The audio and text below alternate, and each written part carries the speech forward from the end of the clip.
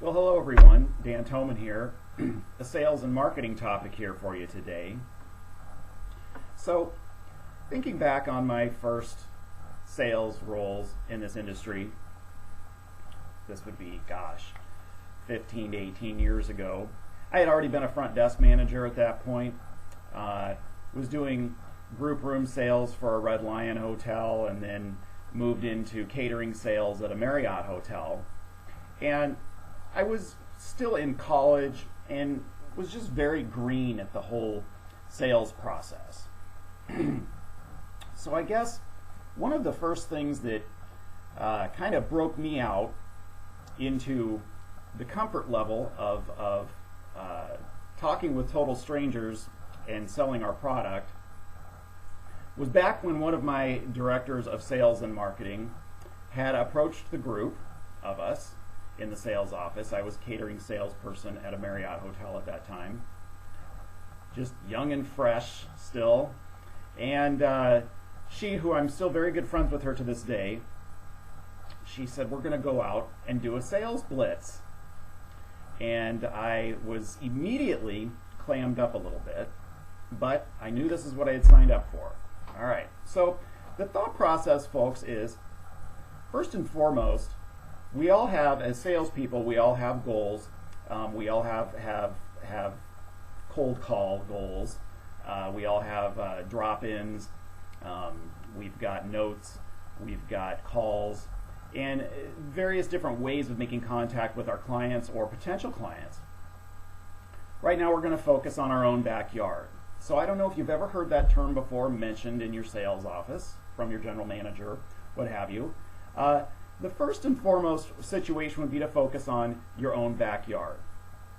Now, in different markets, different hotels have a very different looking backyard. Some of our properties are literally very rural and not in a metro area and may have nothing in what they consider their own backyard. So this is a very relative term depending on what property you may be at and what market you may be in. So a property that's sitting in an inner city, your own backyard, could literally be an office park. Could be all the businesses within even a 5-block radius could be considered your backyard. However, some of our properties, your backyard could be every business within a half-hour drive, so, or even greater. So keeping that in mind as we move through this, what's considered your own backyard from a sales call process really is dependent upon your market and your location. Now there's a few reasons, in fact, that we need to be comfortable with our own backyard. And that's really the first piece of our radius in going outward from our physical location that we should get the most familiar with. Now you might sit here and say, Dan, we should clearly be the most familiar with our existing clients as opposed to these people who could be a bunch of potential strangers. Truth and not truth to that. Your potential clients need to be maintained. They need attention, okay? And you need to stay on top of what's new with them, how their needs may be changing, so on and so forth. And you want to stay relevant to them because you don't want to become absent in their eyes, and then perhaps another salesperson from another competing property is starting to show their face more than you are. Then you're purely relying on that client's devotion to your hotel, or maybe lack thereof. It may not be as strong as you might think. So if you maintain that contact, whether it be on the phone or in person, voices always matter, folks. Those phone visits and face visits, they just count for more than emails, okay? So continuing on with knowing our own backyard, there's reasons that this can help you a lot. You may be, like I had said earlier, you might have been like I was 15 to 18 years ago, new to selling, new to doing sales calls. First and foremost, if you visit folks in your own backyard, which when I think about our backyard, when I worked at that Marriott hotel, we were right in an office park in a suburban part of town. So we had a lot of buildings with multiple stories and office suites and so on and so forth.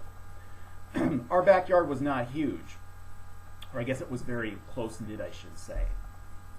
It's going to help you with that comfort level in getting comfortable with approaching complete strangers and having your pitch ready to go, or making conversation with them. And this goes back to those networking events too. I believe in those a lot, especially for young salespeople. You're kind of forced to mingle and forced to talk about what it is that you're trying to sell, what it is that the value that you're trying to pitch. And it's not always just hitting them with the sale. A lot of what networking is and a lot of what sales calls have to do with is building that rapport with individuals, with complete strangers, okay? It's just getting comfortable with them and them getting comfortable with you. Yes, they're going to know where you work. Yes, they're going to know that at the end of the day you really are a salesperson. However, if you go in and you hit it with a, I work here and this is what we have to offer and how can you use our services, then that's not going to necessarily come off too great with a lot of people. You have to build a little rapport first. So a little awareness and rapport with individuals before you start hitting them with that sale, all right? So anyways, knowing your own backyard, knowing the contacts, knowing the managers or the office managers, the HR managers that are within your own backyard. Think about all the businesses within your backyard, folks. I mean, you may think, oh, there's really only, sorry, my nose itches. There's really only 3 businesses that are in this whole office park that could ever use our product, that could ever use hotel rooms here in right next door. I mean, they're not going to need us. So why am I going to go in and visit there? Why do I need to know my whole backyard? Again, we're going to talk about that in a moment. Anyways, your backyard, they're your neighbors. You all have things in common, okay? You know what's in the area. You may know about a new dog park that opened up down the street last week. You may know about, the school bond issue that just got passed, and you've got things to talk about that aren't necessarily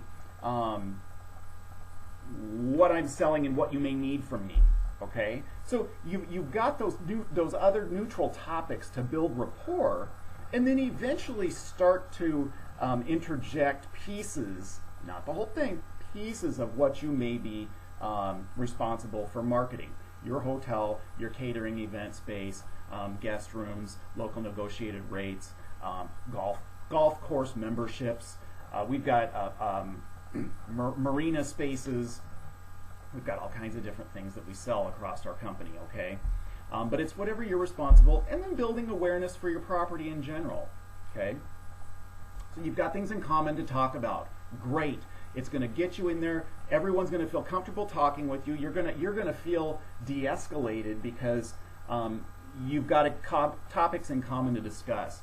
Uncovering missed opportunities, okay? You may think you know a company that's nearby and you know that they don't have any reason to have guest rooms here, okay? But until you dig more, you really have no idea. I've been so surprised over the years that I've been doing sales calls, even when I've not been in a sales role in its truest sense, but I've gone out with salespeople. I have been shocked and in awe as to the businesses that going into them I had preconceived notions. We're just doing this because we're in the area and we have to, and why would we pass by? And then you go in and it's just some of the ones that you think have zero potential, some of those can be the biggest winners, okay? Some of them you'll walk into them and say, here we are, we're visiting from so-and-so, and my name's so-and-so, and you know, here's some of our information, and if you have a moment to talk, we'd love to have that moment. And then you'll just see faces light up at times, and you're like, what's happening here? And the individual could say, in fact, we're one little office, but I'm actually the regional director for so-and-so chapter of the so-and-so organization, and I'm responsible for planning our whole upper Midwest convention. These things happen, folks. Don't let those preconceived notions win over. Some of the businesses you think may have nothing to do with a hotel or catering facility could really surprise you. So until you dig more, there may be opportunities out there that you're simply, because you think you know what's going on, you're walking right on by or driving right on by.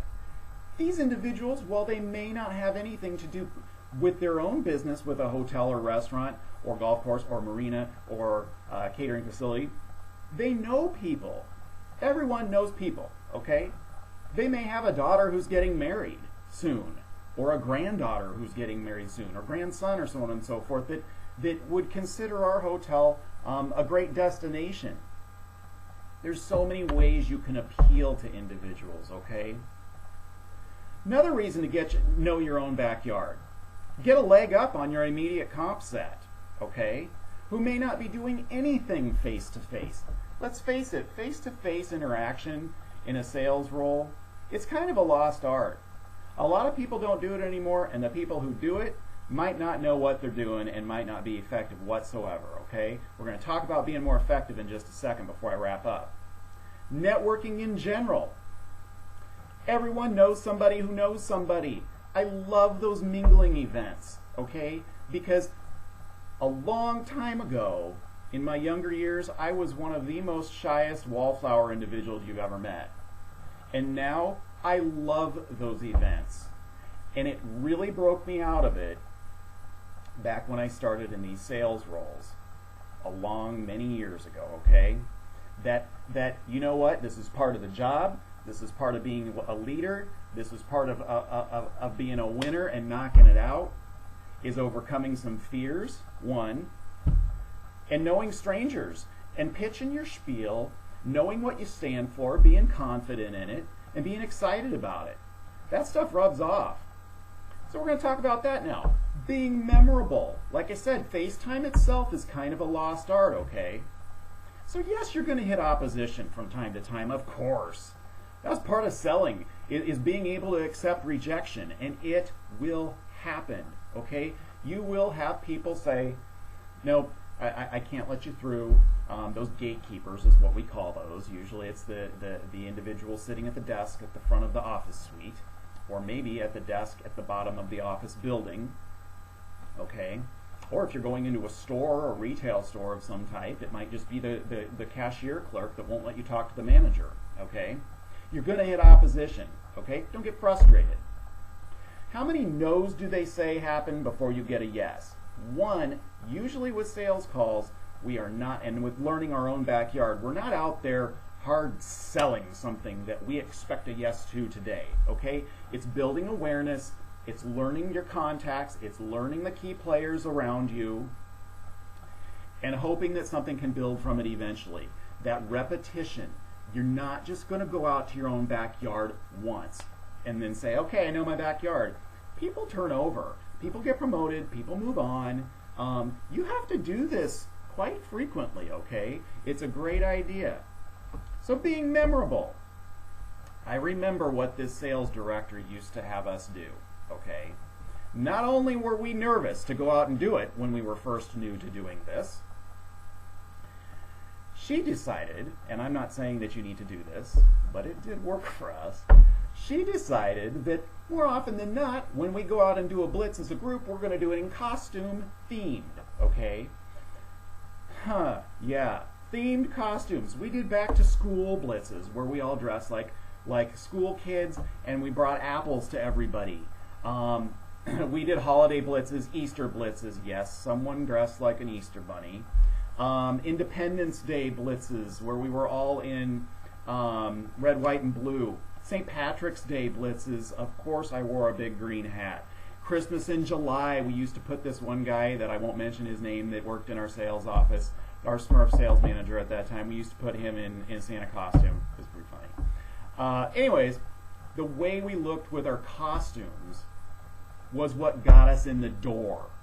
Because we weren't just another suit walking in, I would like to talk to the person in charge. Now, bye, see ya, okay? We were memorable. This group of people walked in. It doesn't have to be a group either, if you're confident in yourself. This group of people would walk into an office building, and the whole building would be staring at us. No one would say, go away. Now, another thing, if you bring treats, that helps.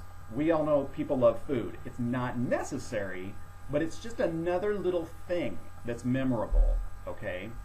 A lot of salespeople don't bring anything like that. They just expect to just, their presence alone is the wow, okay?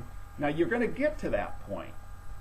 These are things to get you in the door, to break the ice with your backyard, okay? So when they're nice, they're memorable. But that costume thing, the themed costumes, we did that so often and it worked. I mean, we got in and spoke with so many people because we were not just like every other salesperson that walked in the door. We were memorable, okay? We talk about memories a lot. That's what we do. That's what we do in a hotel and a resort, okay? We make memories for people. So why wouldn't you be memorable when you're out selling such a product? All right? Okay, so something exciting to talk about. That's another thing that you can do to break into, I don't mean break in, but to break through to decision makers, to get people to listen to you, to even get that person at that entry desk to hear you out and take your paraphernalia, whatever you're bringing with, your literature or whatever you have to show for yourself that day.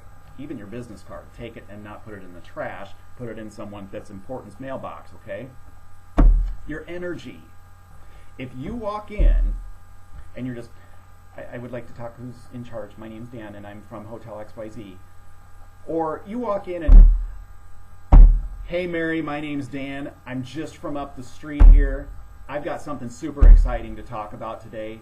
You know, as one of our neighbors, we've got some awesome things happening and I really want to be sure that you guys know about it.